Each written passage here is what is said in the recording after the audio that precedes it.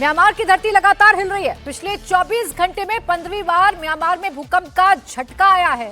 Myanmar में आज एक बार फिर भूकंप के झटके महसूस किए गए हैं।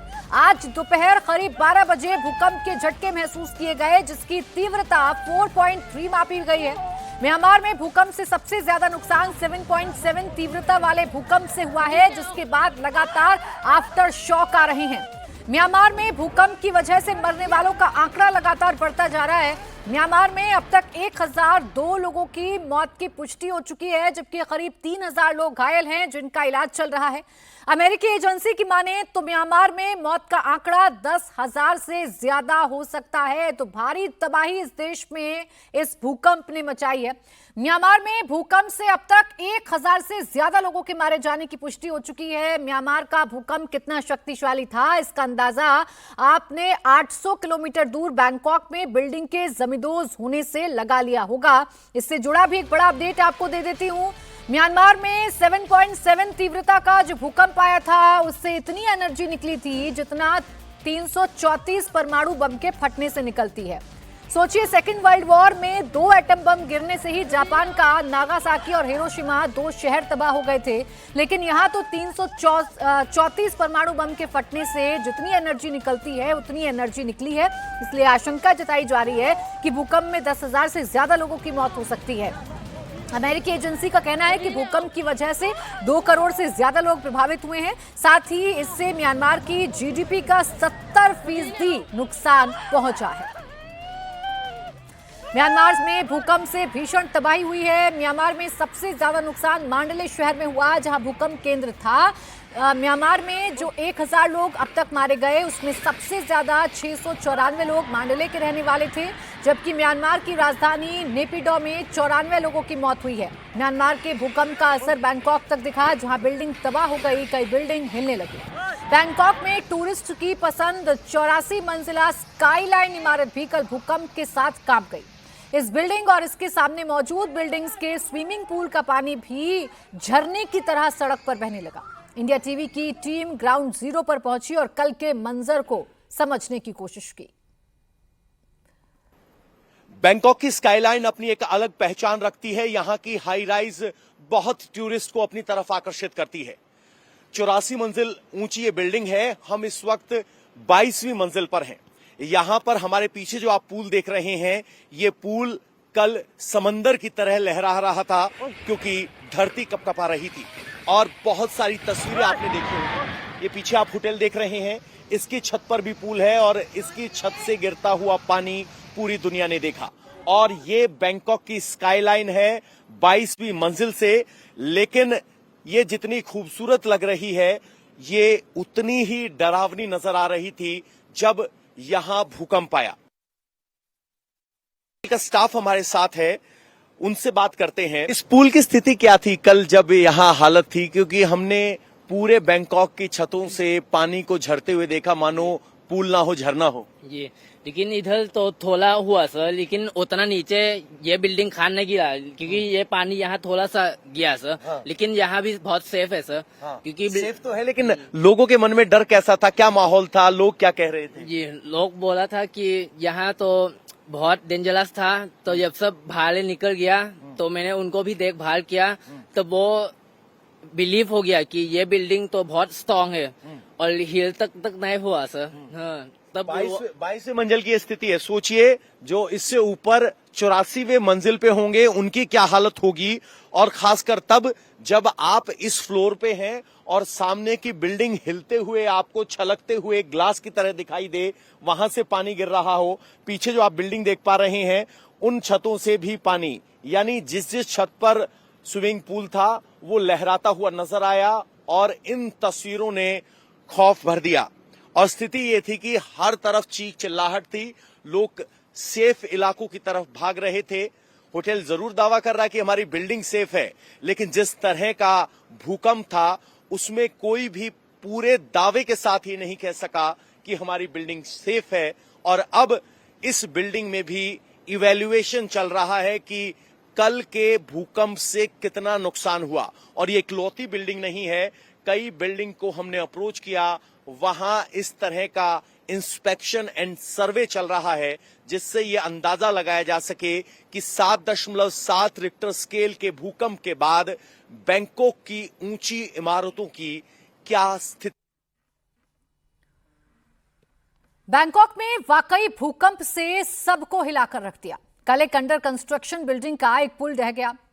पाक ओरिजन इलाके में लग्जरी पुल जो है वो भी गिर गया। ये पुल 2 इमारतों को जोड़ता था। यहाँ कुछ मजदूर भी काम कर रहे थे, हालांकि वो अपनी जान बचाकर भाग निकले। रेस्क्यू का काम अभी भी जारी है। इंडिया टीवी संवाददाता पवन नारा ने बैंकॉक से एक्सक्लूसिव रिपोर्ट भेजी है, वो भी आप देखिए।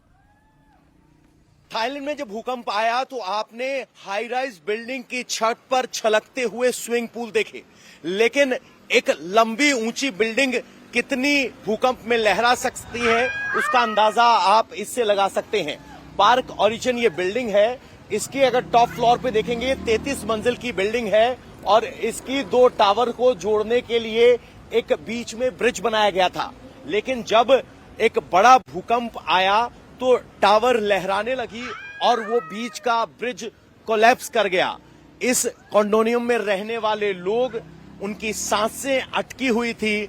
गनीमत ये रही कि बिल्डिंग का स्ट्रक्चर सेफ है, बस आपस में जोड़ने वाले 2 ब्रिज अलग हैं।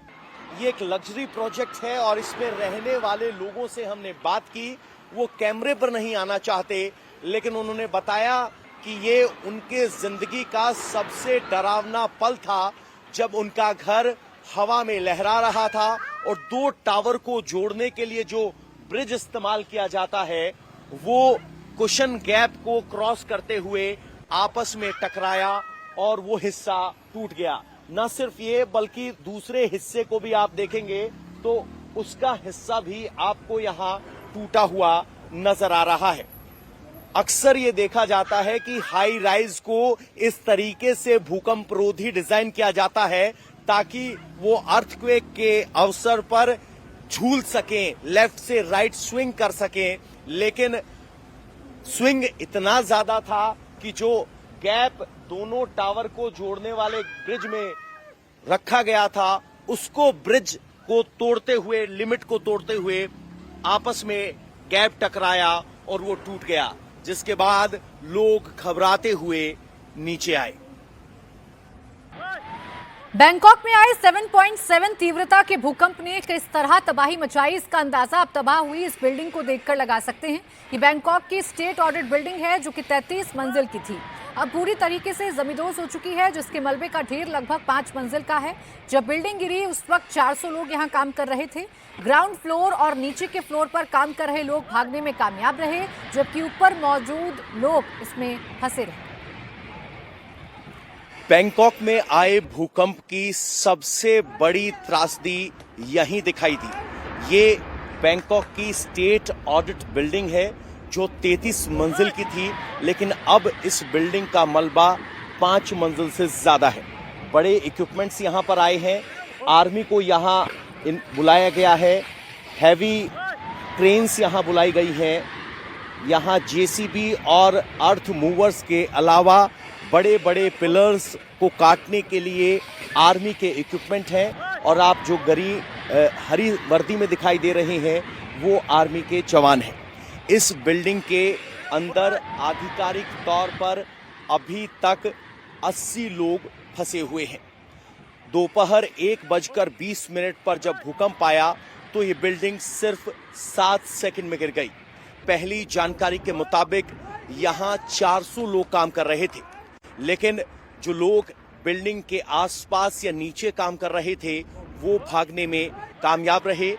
बैंकॉक स्टेट प्रशासन की तरफ से जो हमें बताया गया है, उनकी जानकारी के हिसाब से 96 लोगों की मिसिंग रिपोर्ट दर्ज हुई, जिसमें परिजनों ने आकर कहा कि हमारे जानकार मिसिंग हैं। उसमें से 9 लोगों की मौत की पुष्टि हो चुकी है, 7 लोग घायल हैं और 80 लोग अभी भी यहाँ इस मलबे में दबे हुए हैं। अगर आप देखेंगे बिल्डिंग के बाएं कोने पर आपको दिखाई दे रहा होगा, वहाँ एक केव जैसा बन गया है। उस इलाके के जरिए रेस्क्यू ऑपरेशन के लिए टीमें जा रही हैं। बड़े पिलर्स को काटने के लिए बाकी इक्विपमेंट्स यहाँ मंगवाए जा रहे हैं। लेकिन सबसे बड़ी बात यह है कि चूंकि ये 33 मंजिल ऊंची इमारत थी, तो पिलर टूटने के बाद एक आपको कंक्रीट का स्लैब ऐसे दिखाई देगा जैसे किसी ने इसको समेट कर रख दिया हो। ऐसे में 80 लोगों के परिजनों की सांसें अटकी हुई हैं और वो उम्मीद कर रहे हैं कि उनके चाहने वाले इस मलबे से जिंदा निकल सकें। पहला भूकंप म्यांमार के राजधानी के 100 किलोमीटर दूर 7.7 रिक्टर स्केल पर आया, लेकिन उसके बाद से अगले 18 घंटे में 2 आफ्टर शॉक आ चुके हैं। एक आफ्टर शॉक 6.6 रिक्टर स्केल का था, दूसरा 4.7 रिक्टर स्केल का। आपको बता दें, थाईलैंड और म्यांमार सबसे बड़ी फॉल्ट लाइन पर है, लेकिन ये पिछले कई दशक में हुए भूकंप में सबसे भयानक और डरावना भूकंप है। इस भूकंप में बहुत सारी बिल्डिंगों को कांपते थर्राते हुए थाईलैंड के लोगों ने देखा और आफ्टर शॉक्स की आहट और आशंका के चलते थाईलैंड वासी अभी भी शॉक में हैं। बैंकॉक में भूकंप के बाद इमरजेंसी लगा दी गई। जहां जहां बिल्डिंग गिरी वहां आर्मी के जवान बड़ी बड़ी कटर मशीन के साथ पहुंचे हैं, जो कि बड़े बड़े पिलर्स को बड़ी आसानी के साथ काट सकती है, जिससे उन्हें हटाने में मदद मिलेगी। बैंकॉक में भूकंप के बाद इमरजेंसी को डिक्लेयर किया गया है। यहाँ आप देखेंगे तो आर्मी को बुलाया गया है। आर्मी के जवान यहाँ बड़े एक्सक्वेटर्स लेकर पहुंचे हैं। ये वो कटिंग आर्म है जो बड़े बड़े पिलर्स को बड़ी आसानी के साथ काट सकती है, और अब ये बड़े इक्विपमेंट यहाँ पहुंचे हैं। एक के बाद एक यहाँ आर्मी के जवान पहुंच रहे हैं लेटेस्ट इक्विपमेंट लेकर। आप सामने देखेंगे तो आपको लाइट्स के साथ आर्मी की गाड़ियां यहाँ मौके पर पहुंचती हुई दिखाई देंगी। आर्मी की गाड़ी के पीछे आपको एक बड़ी क्रेन दिखाई दे रही है, यानी बड़े स्तर पर मोबिलाइज किया जा रहा है रिसोर्सेज को, और आर्मी ने अब इस ऑपरेशन को अपने कंट्रोल में ले लिया है। तो वो बड़ी क्रेन आई है जिसका काम होगा इन पिलर्स को हटाना। यहाँ आर्मी की medic team, nurse team, logistic team यहाँ मौजूद है और पुलिस की टीम अगुवाई करते हुए आई है। सामने आप देखेंगे तो आर्मी की गाड़ी है और उस बड़ी क्रेन को बुलाने के लिए यहाँ कोशिशें की जा रही हैं। एक के बाद एक बड़ी क्रेन यहाँ पहुंची हुई है। सबसे बड़ी बात यह है कि 33 मंजिल की इमारत अगर गिर जाए तो उसके मलबे को हटाना एक बड़ी चुनौती है, और ये दौड़ वक्त के खिलाफ है, क्योंकि अगर किसी के अंदर बचने की संभावना है तो वो संभावना वक्त के साथ, हर क्षण के साथ कम होती जा रही है। और अब उन बड़ी क्रेन्स को यहाँ 200 ton. Yeah, 200 tons. Okay. Yeah. So what's the plan now? Yeah. What is the plan? Zoom line. Zoom line की ये बता रहे हैं कि एक बड़ी क्रेन को बुलाया गया है, यानी पिलर कटर, एक्सक्वेटर, उसके बाद ये बड़ी क्रेन, और आर्मी इस पूरे ऑपरेशन को ले रही है। एक के बाद एक अलग अलग इक्विपमेंट यहाँ पर आ रहे हैं और यहाँ पर बाकी सभी व्यवस्थाएं देखी जा रही हैं। लेकिन जितने बड़े ये आपको इक्विपमेंट नजर आ रहे हैं, उतनी ही बड़ी चुनौती यहाँ आपको मलबे में दिखाई देगी। बड़ी क्रेन के बाद एक और यहाँ आप देखेंगे तो बाकी क्रेन के जो साइड एक्स्ट्रा वेट जिसको कहते हैं, क्रेन इस्तेमाल करने के लिए किए जाते हैं, वो एक्स्ट्रा वेट इन ट्रक में भरकर लाए गए हैं। और चुनौती मेरे पीछे दिखने वाला वो मलबे का पहाड़ है, और इसी पहाड़ के नीचे 80 लोगों की जिंदगी अटकी हुई है, जिसको बचाने की कोशिश की जा रही है। बैंकॉक में 30 मंजिला इमारत सिर्फ 6 सेकंड में ध्वस्त हो गई। जब भूकंप आया उस वक्त बिल्डिंग में कई मजदूर काम कर रहे थे। जब भूकंप से बिल्डिंग भरभरा कर गिरी तो बहुत सारे मजदूर उसके अंदर मौजूद थे। तबाही के बाद म्यांमार के एम्बेसडर तबाही वाली जगह पर पहुंचे और लापता हुए मजदूरों की लिस्ट तैयार कर रहे हैं कि कौन कौन वर्कर इस समय मिसिंग है, कौन बिल्डिंग में फंसा हो सकता है।